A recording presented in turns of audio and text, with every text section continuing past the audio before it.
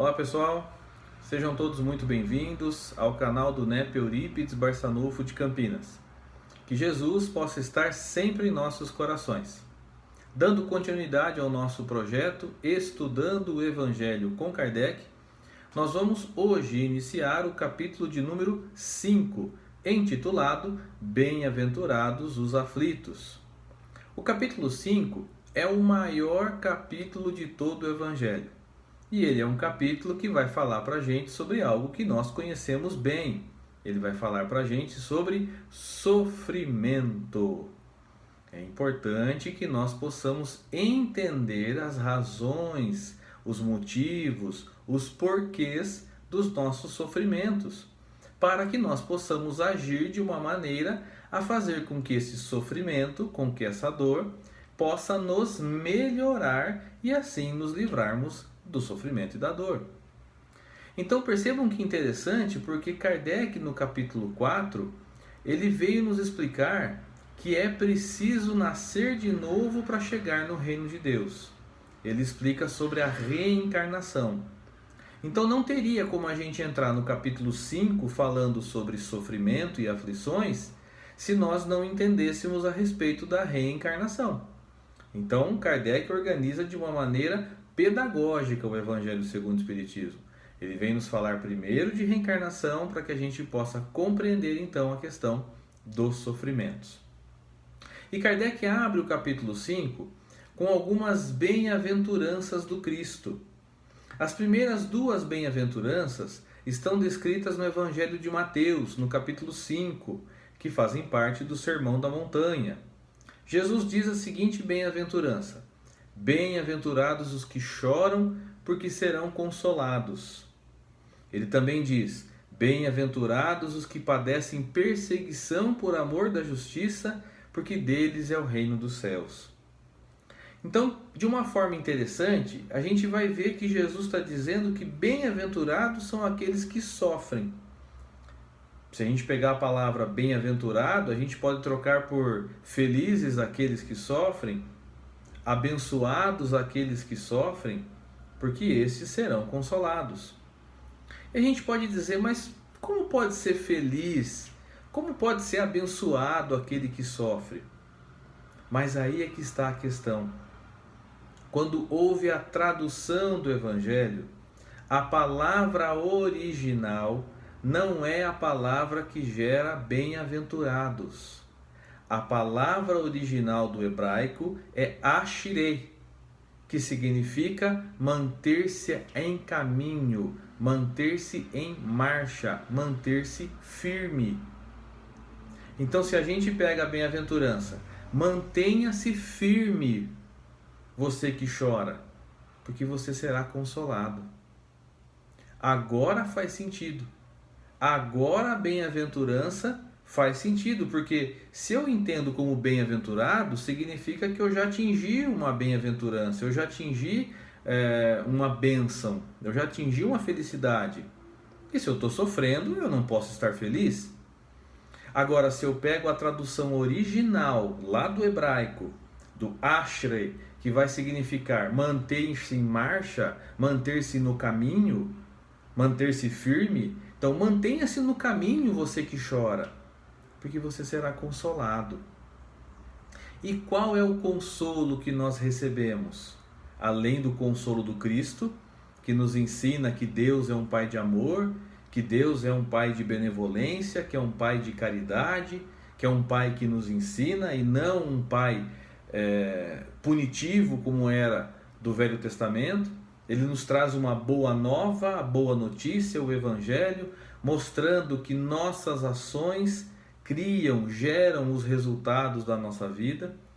Então Jesus vem nos trazer a boa nova e ele vem nos dizer: mantenha-se em marcha, mantenha-se firme você que chora, porque o consolo vai chegar. E o consolo da terceira revelação, o consolo do Espiritismo, que nos diz que a morte não existe, que nos diz que todos nós continuamos vivos após o desencarne do corpo, que o nosso espírito é forte e ele não cessa, ele não se desfaz, ele continua a sua vida e o que fica para trás é o corpo físico.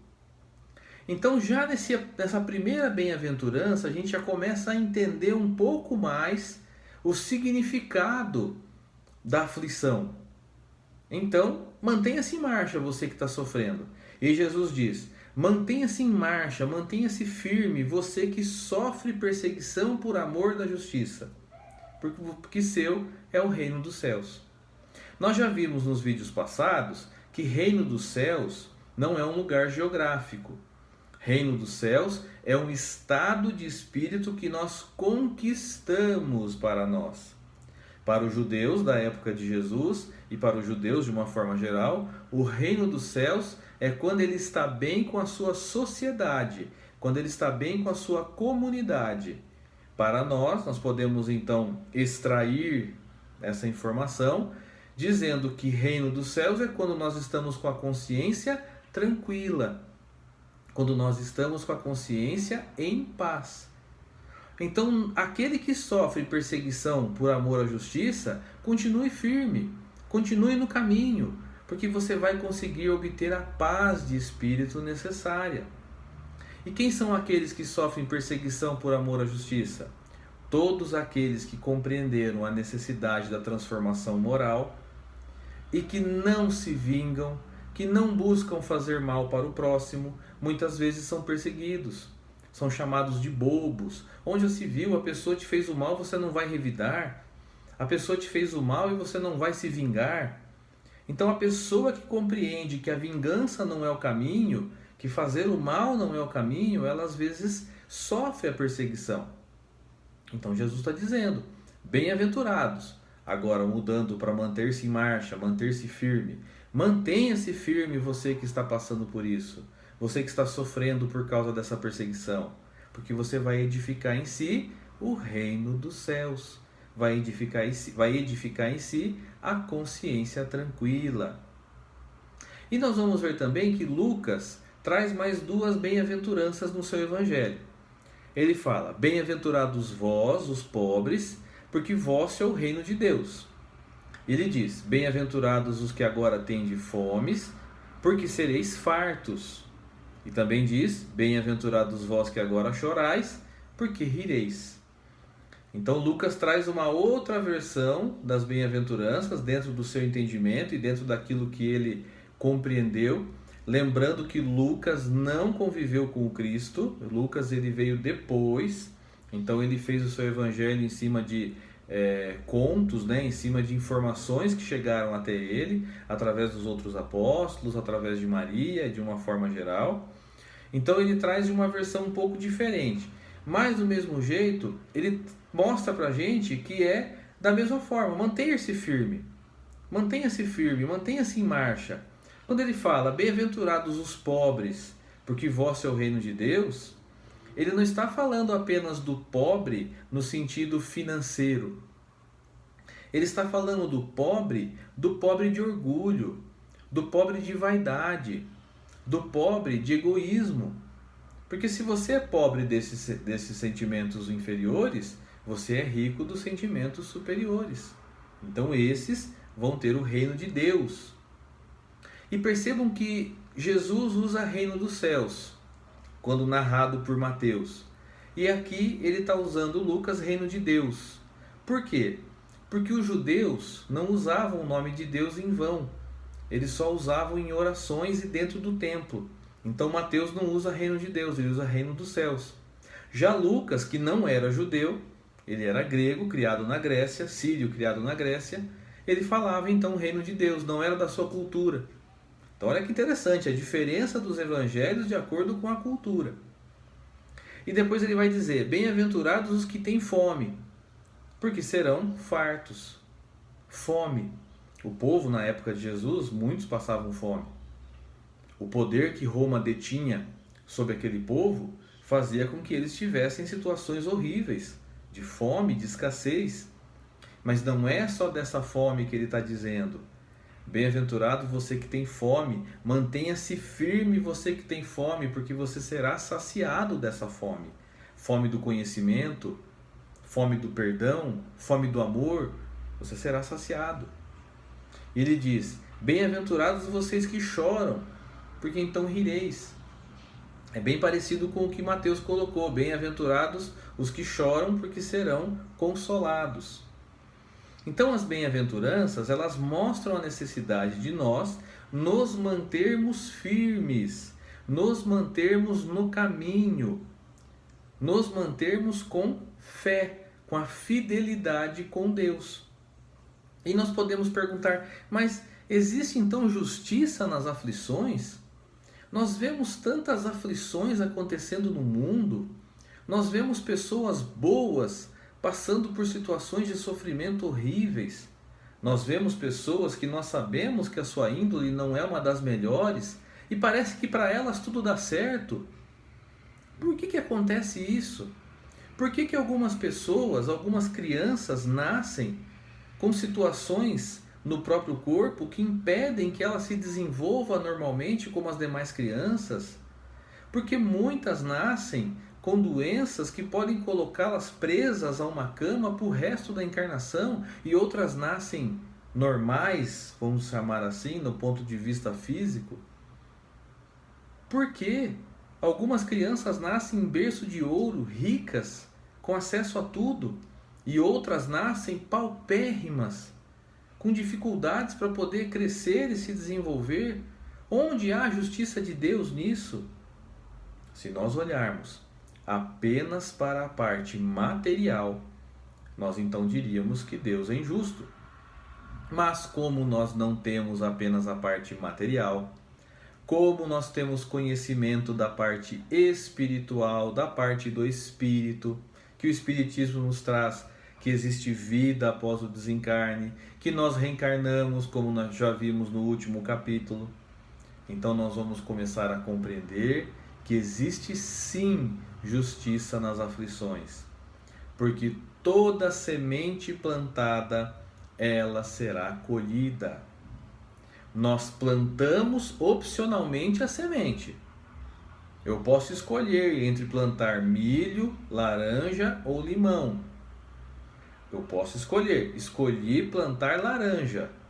A partir do momento que eu escolhi plantar laranja, eu vou ter que colher laranja. Eu não vou colher milho nem limão. Então a justiça de Deus nos dá a opção de escolhermos aquilo que nós vamos plantar. Agora a colheita, ela vai ser obrigatória. Nós vamos ter que responder por aquilo que nós plantamos. Então é isso que Kardec vai nos trazer nos próximos itens. Causas atuais dos nossos sofrimentos e causa das vidas passadas dos nossos sofrimentos. O que nos faz saber então que só existe um único responsável pela nossa dor, pelo nosso sofrimento: nós mesmos. Nós somos os responsáveis pela nossa dor e pelo nosso sofrimento. Nós causamos nossas dores, nós causamos nossos sofrimentos. Como? Exemplo de sofrimento causado na vida atual. Eu sou uma pessoa, por exemplo, desorganizada. Eu entro para trabalhar 7h30 da manhã e eu acordo depois de 5, 6 vezes que a soneca desperta, 7 da manhã. Estou atrasado.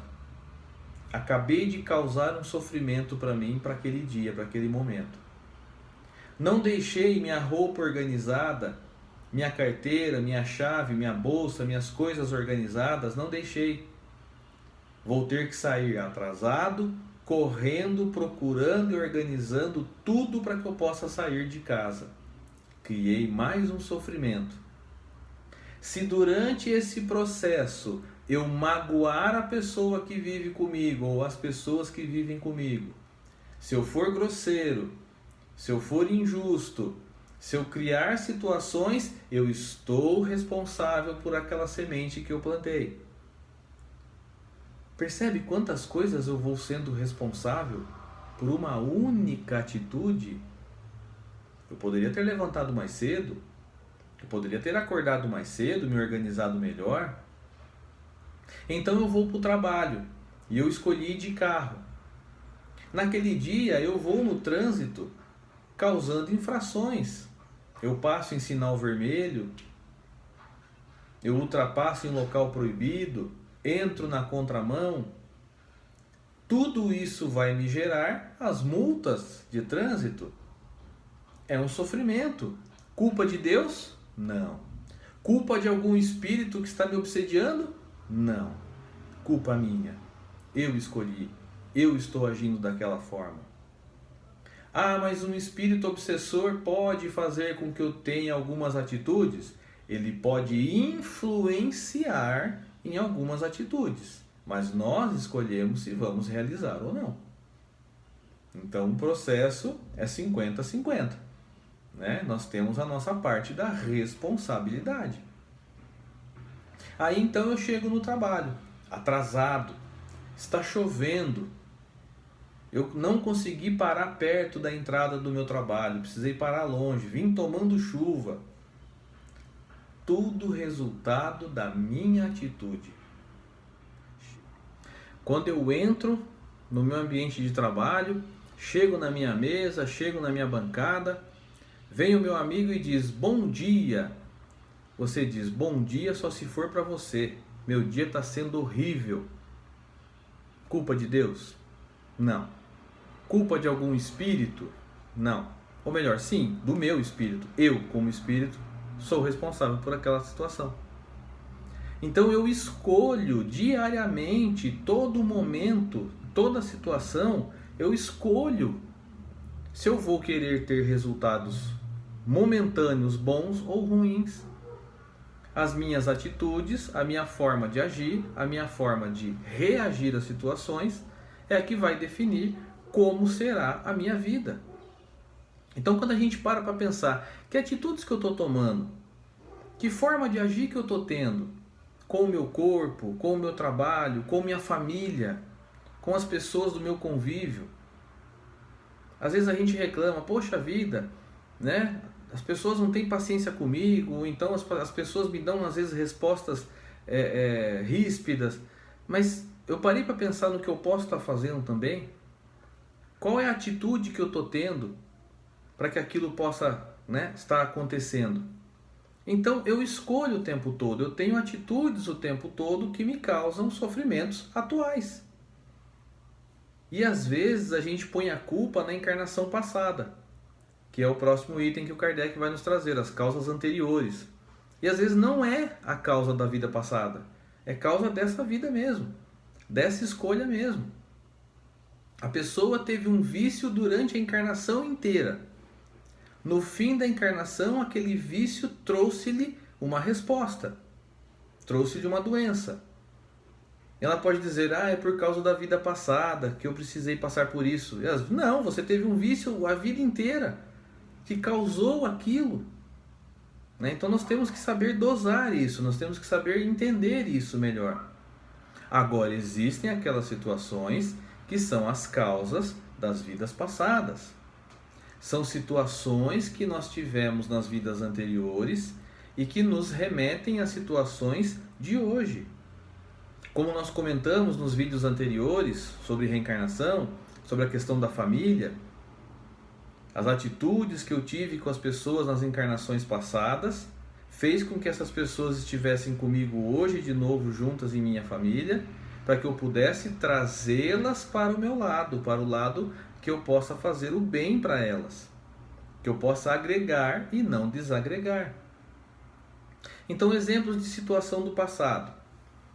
Eu posso ter recebido na minha encarnação passada uma faculdade, como nós chamamos, por exemplo, da riqueza.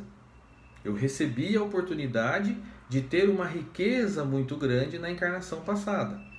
Lembrando que a riqueza é obra de Deus.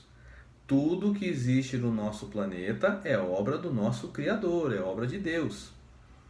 E qual que é o objetivo da pessoa encarnar com uma riqueza muito grande? Primeiro de tudo, ela fazer com que a sociedade, que a comunidade onde ela está inserida, se desenvolva. Que ela dê possibilidade para que as pessoas, pela sua própria vontade, pela sua própria ação, pelo seu próprio mérito, possam conquistar também aquilo que precisam e que merecem. Então, o desenvolvimento da sociedade se faz pela riqueza.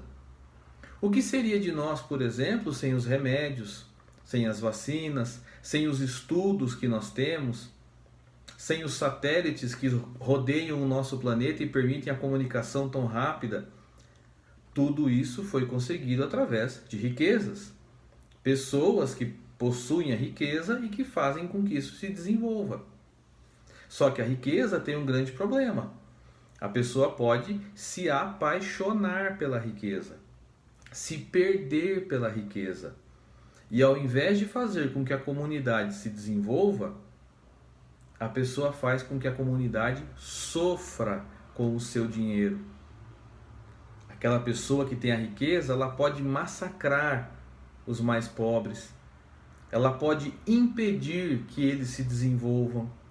Ele pode impedir que recursos cheguem às pessoas mais necessitadas, para que elas possam ter o mínimo necessário para poderem, também trabalhar e ter o seu desenvolvimento. Ele pode impedir tudo isso, simplesmente por egoísmo, por orgulho. Então, o resultado daquela encarnação onde ele aumentou o orgulho, aumentou o egoísmo, onde ele cometeu maldades através da fortuna, ele vai receber uma nova oportunidade de reencarnação. E geralmente, como nós vemos descrito, principalmente no livro Céu e Inferno de Allan Kardec, várias situações reencarnatórias, e nós vemos um certo padrão, vamos assim dizer.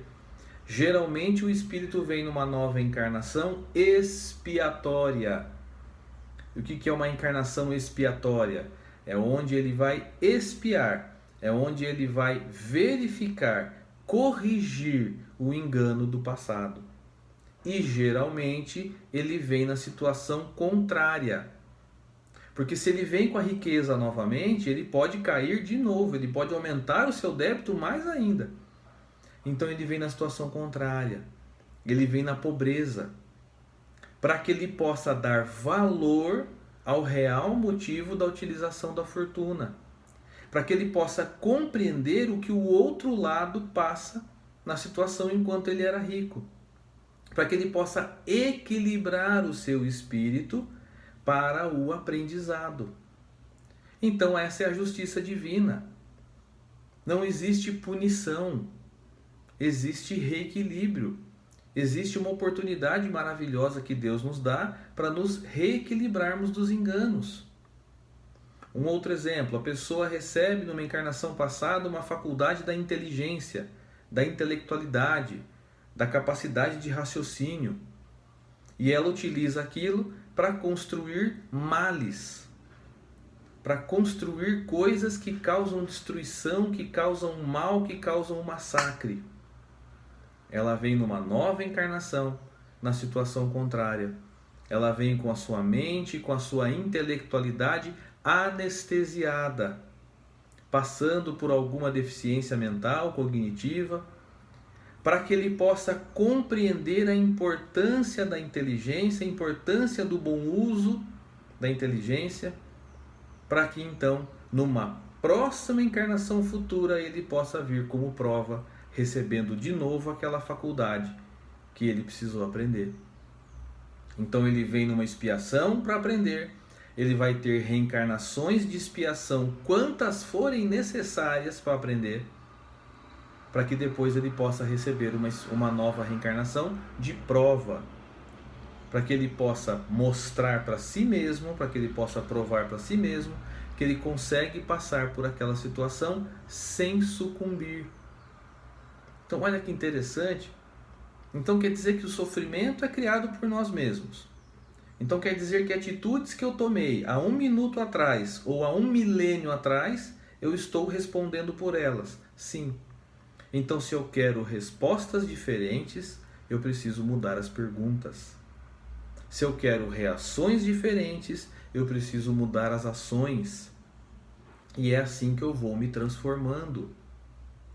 Mas pode dizer assim, mas João, eu tenho então um débito enorme, eu devo ter um débito gigantesco das vidas passadas. Quantas vidas eu vou precisar? Não há limites para a reencarnação, a gente já viu isso. Mas quando eu atuo no bem, quando eu faço a caridade, quando eu presto serviço ao próximo do bem e da caridade, seja ele qual for o serviço do bem e da caridade, eu vou amenizando o meu sofrimento. Eu vou amenizando a minha, entre aspas, dívida que eu tenho comigo mesmo. Porque eu só vou conseguir crescer e evoluir espiritualmente se eu conseguir me livrar dessas mazelas dos sentimentos inferiores. Mas aí nós perguntamos, mas por que então eu não me recordo da encarnação passada? Eu poderia me recordar, porque se eu me recordasse, eu poderia fazer melhor nessa encarnação. Lê do engano nosso. Imagina se nós nos recordássemos da encarnação anterior e lembrássemos que fizemos uma maldade horrível para aquela pessoa que nós mais amamos. Lembrar que nós fizemos um ato horrível com aquela pessoa que está do nosso lado hoje, como nosso esposo, nossa esposa, nosso pai, nossa mãe, nosso filho. Será que a gente ia conseguir levar adiante lembrando disso? Ou então, uma pessoa que nós já não temos uma facilidade de convivência. A gente lembra que ela fez um mal muito grande para a vida da gente na vida passada. Aí é que a gente não vai conseguir perdoar mesmo. Então Deus, na sua imensa sabedoria, nos dá a bênção do esquecimento. Nós esquecemos o passado, nós esquecemos as vidas passadas, para que nós possamos agir e que as nossas atitudes possam ter respostas verdadeiras. Eu não vou agir só porque eu errei, eu vou agir pelo amor. Eu não vou fazer o bem para aquela pessoa só para resgatar um erro do passado. Não, eu vou resgatar, mas eu preciso fazer pelo amor, pela compreensão. Aí sim o resultado é muito mais valioso. Então, já nesse começo de capítulo 5, nós já começamos a ter uma série de conceitos interessantes sobre sofrimento. Nós já começamos a ver de onde eles vêm, quem é que os causa, somos nós mesmos. E graças a Deus que nós esquecemos do passado, porque se nós nos lembrássemos, não ia ser tão fácil assim. Então, vamos começar o capítulo com essas informações. Nós teremos mais vídeos sobre os demais itens do capítulo, mas vamos pensar sobre isso. Como que eu estou agindo na minha vida? Quais são as perguntas que eu ando fazendo para ter as respostas que eu tenho? Quais são as ações que eu estou tendo para ter as reações que eu estou obtendo? O que está ao meu redor, que está gritando, que está mostrando para mim que eu preciso me transformar, que eu preciso me melhorar? Quais são as pessoas que estão colocadas em minha vida e o que elas causam em mim, me mostrando o lugar, a necessidade que eu preciso mexer? Porque ninguém encarna num lugar, numa família, por acaso. A gente já viu isso também. Tudo é de acordo com a necessidade. Quais são as necessidades? Como disse Jesus, bem-aventurados os aflitos, bem-aventurados os que choram, serão consolados. Mantenham-se firmes aqueles que choram, porque serão consolados. Que Jesus possa nos abençoar. Se vocês gostaram desse vídeo, deixe o seu like, faça um comentário, ative o sininho para você receber as notificações, inscreva-se no canal se você não se inscreveu ainda e que Jesus nos abençoe a todos. Um grande abraço, até a próxima.